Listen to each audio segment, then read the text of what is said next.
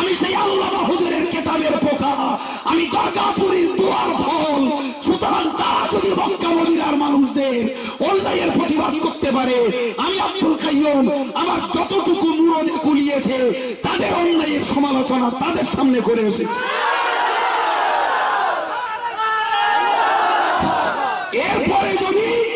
এরপরে যদি কেউ ফাউবাজিমাত করে, তৈরি থাকো কিয়ামতের দিনে আসামির কাঠগড়ায় দাঁড়ানোর জন্য।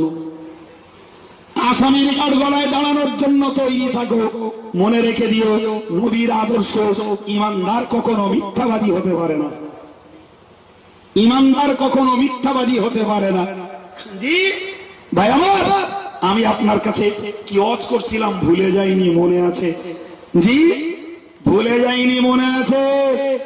আল্লাহ পাকের কোরআন জানিয়েছে, যদি তোমার কাছে কেউ কোনো খবর নিয়ে আসে